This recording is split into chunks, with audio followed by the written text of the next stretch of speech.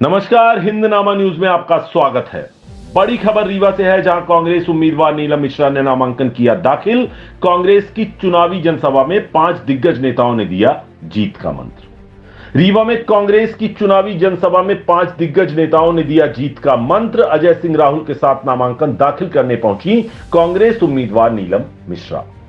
चुनावी अखाड़े में भाजपा के बाद कांग्रेस भी अपनी ताकत झोंकते हुए दिखाई दे रही है। गुरुवार को रीवा संसदीय सीट से कांग्रेस प्रत्याशी नीलम मिश्रा के नामांकन पत्र दाखिल करने से पूर्व एक जनसभा का आयोजन किया गया, जिसमें राष्ट्रीय प्रवक्ता और राज्यसभा सांसद विवेक तनखा सहित कांग्रेस प्रदेश अध्यक्ष जीतू पटवारी, नेता प्रतिपक्ष उमंग सिंह सिंघार, सांसद अरुण यादव और चोरहट विधायक अजय सिंह राहुल शामिल हुए और कार्यकर्ताओं के बीच जीत का मंत्र फूंका है।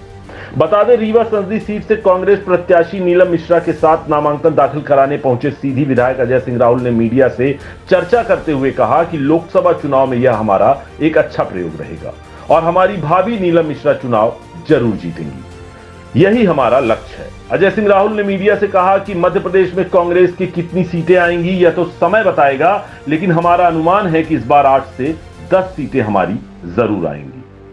2023 के विधानसभा चुनाव में आए चुनावी परिणाम को लेकर अजय सिंह राहुल ने कहा कि उन्हें भी पता नहीं था कि भाजपा की सरकार वापस लौटेगी। इस बात की चर्चा पूरे मध्य प्रदेश में थी। कारण क्या था यह हम कहना नहीं चाहते, लेकिन अब 2023 के विधानसभा चुनाव से सबक लेते हुए इस बार लोकसभा में पूरी ताकत से चुनाव लड़ेंगे। चुनावी मुद्दों को लेकर अजय सिंह राहुल ने कहा कि लोकसभा में संविधान बचाना सबसे जरूरी है। जिस तरह से इनके कार्यकाल में शासन स्तर पर भ्रष्टाचार पनपा है, उसमें पिछले 10 सालों से बेरोजगारी से छलावा हुआ है।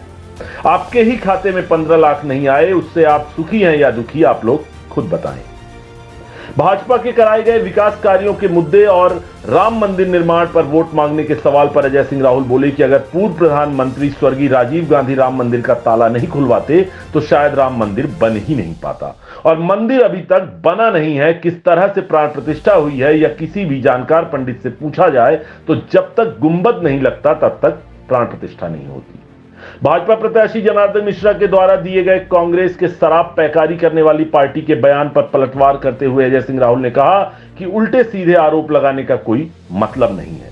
कोई बिल्डर माफिया है, कोई जमीन माफिया है, सिर्फ और सिर्फ मुद्दों पर बात करें। अजय सिंह राहुल का यह बयान कहीं ना कहीं डिप्टी सीएम की ओर इशारा कर रहा था। बड़ी संख्या में कांग्रेस नेताओं और कार्यकर्ताओं के कांग्रेस छोड़कर भाजपा में शामिल होने के सवाल पर अजय सिंह राहुल ने कहा कि भारतीय जनता पार्टी में जो भी सम्मान मिला है उसमें वहां के मंत्रियों ने क्या कहा है। पूरा कचरा माल हमारे यहां आ गया है। अब उस कचरा माल के बारे में हम लोग क्या कह सकते हैं। वहीं कांग्रेस द्वारा आयोजित कार्यक्रम में शामिल होने पहुंचे राज्यसभा सांसद विवेक तनखा ने भी कहा कि भाजपा चाहे जो भी नारा दे, लेकिन यह चुनाव जनतंत्र और प्रजातंत्र को बचाने का चुनाव है, देश के संविधान को बचाने का चुनाव है। अगर भाजपा ये चुनाव जीतेगी तो 2029 में एक ही पार्टी बचेगी जो बीजेपी होगी। अगर आपको वह मंजूर है और इस तरह का प्रजातंत्र मंजूर है तो बकायदा आप लोग भाजपा को ही वोट दीजिए। अगर आप लोग संविधान और प्रजातंत्र की रक्षा करना चाहते हैं, बचाना चाहते हैं, तो विपक्ष को मजबूत करना होगा, जिससे देश और संविधान सुरक्षित रहेगा। एक अच्छा प्रयोग रहेगा और हमारी भावी चुनाव जीतेंगी, ये हम लोगों का पूरा लक्ष्य है। इस बार एमपी में कितनी सीटें आएंगी कांग्रेस की? देखिए, एमपी में कितनी सीटें आएंगी वो समय बताएगा, लेकिन 8-10 सीटें का हम लोग अनुमान लगाएं, कम से कम 8-10 सीटें आएंगी। 23 के परिणाम आप भी जानते हैं, ज़मीनी हकीकत दूसरी थी। सत्ता जो पाई है पार्टी, उनको भी उम्मीद नहीं थी कि उनकी सरकार वापस लौटेगी। चर्चा का था पूरे मध्य प्रदेश में, लेकिन क्या कारण था ये हम लोग नहीं कहना चाहते हैं। अब की हम सब पूरी ताकत से जो चुनाव 2023 में सफल नहीं हुए उससे सबक लेते हुए पूरी ताकत लगा रहे हैं। देखिए, लोकसभा में संविधान सबसे ज़रूरी है बचाना। भ्रष्टाचार जिस तरह से पनपा है इनके शासन स्तर पर, उससे बेरोजगारों को जो छलावा किया है 10 साल से, तो आपके भी खाते में 15 लाख रुपए नहीं आए, आप सुखी हैं दुखी हैं, ये तो आप बताएं।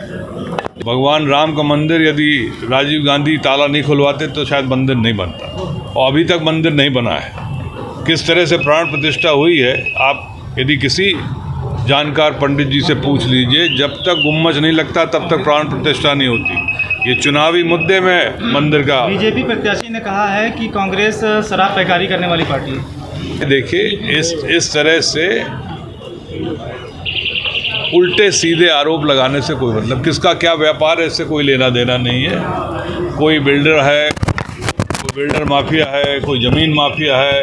अब इन सब चीज़ों पर न करें, मुद्दों पर बात करें। देखिए, जो भारतीय जनता पार्टी में जो सम्मान मिला है, वो वहाँ के मंत्री लोगों ने क्या कहा कि पूरा कचरा माल हमारे यहाँ आ गया है। तब वो कचरा माल के लिए हम लोग क्या कहें भाई?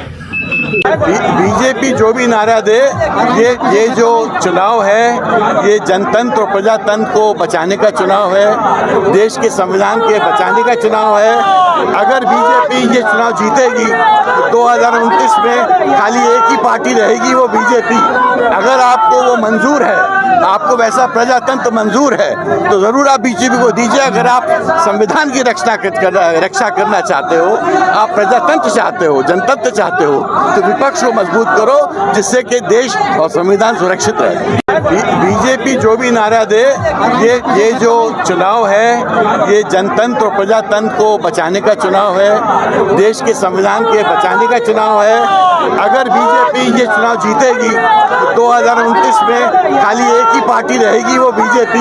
अगर आपको वो मंजूर है, आपको वैसा प्रजातंत्र मंजूर है, तो ज़रूर आप बीजेपी को दीजिए। अगर आप संविधान की रक्षा करना चाहते हो, आप प्रजातंत्र चाहते हो, जनतंत्र चाहते हो, तो विपक्ष को मजबूत करो, जिससे कि देश और संविधान सुरक्षित रहे। मैं सिर्फ एक ही बात कहना चाहती हूँ कि आपके बीच में 20 सालों से भारतीय जनता पार्टी की सरकार है, लेकिन भारतीय जनता पार्टी की सरकार ने सिर्फ जनता को छलने का काम किया। तो अगर आप इस बार चाहते हैं कि वो जनता अपना अगर इस बार बदला लेना चाहती है, क्योंकि आप सब भी जानते हैं कि भारतीय जनता पार्टी ने सिर्फ अपने कागजों में विकास किया है, धरातल पर कहीं पर भी विकास नहीं है। ये आप सब जानते हैं। उतना ही हमारे किसान परेशान है, उतना ही हमारी महिलाएं परेशान है, उतना ही हमारे देश के युवा परेशान है। मोदी जी की जितनी गारंटी है, एक भी गारंटी पूरी नहीं हुई है। 2 करोड़ युवाओं को रोजगार देने की बात मोदी जी ने की है, लेकिन आज भी हमारे यहाँ का युवा जो है वो बेरोजगार हो रहा है। आज भी हमारे यहाँ के किसानों की वही समस्याएं बनी हुई है। आज भी महिला सुरक्षा के नाम पर एक भी कहीं पर भी सुरक्षा नहीं है। और ये पुलिस प्रशासन जो है, तो ये सिर्फ जब जानते हैं कि अब कांग्रेस पार्टी वाले अब आगे आ रहे हैं, तो उनको रोकने का काम तो ये बहुत होशियार है। बाकी इनको कहीं पर भी ये नहीं दिखता कि कहाँ पे महिलाओं की सुरक्षा करनी चाहिए, कि जो सही इनका कदम है, क्योंकि प्रशासन पूरी तरह से पंगु हो चुका है, लचर व्यवस्था है, किसी तरह से कुछ निरंकुश नहीं रह गया है। और जो ये सरकार है भारतीय जनता पार्टी की, तो मोदी जी एक छत्र राज करना चाहते हैं देश में, वो लोकतंत्र को खत्म करना चाहते हैं, प्रजातंत्र को किसी को बोलने का अधिकार न बचे, वो विपक्ष को खत्म करना चाहते हैं। तो मैं आप सबसे यही निवेदन करना चाहती हूँ कि इस बार आप लोग आगे आकर, और ये आपके न्याय की लड़ाई है, जनता के हित की लड़ाई है, जनता के न्याय की लड़ाई है, और कांग्रेस पार्टी न्याय के लिए लड़ाई लड़ रही है। हम लोग आपके लिए चुनाव लड़ रहे हैं। मैं अकेले प्रत्याशी नहीं हूँ, आप सब प्रत्याशी हैं। और लोग हमारा, मैं एक ये निवेदन करना चाहती हूँ, जो भी हमारे साथ जुड़े हैं गठबंधन जिन लोगों ने किया है, उनका भी आप लोग सब समर्थन करें। और मैं उनकी भी बहुत आभारी हूँ, क्योंकि कांग्रेस पार्टी का साथ देने के लिए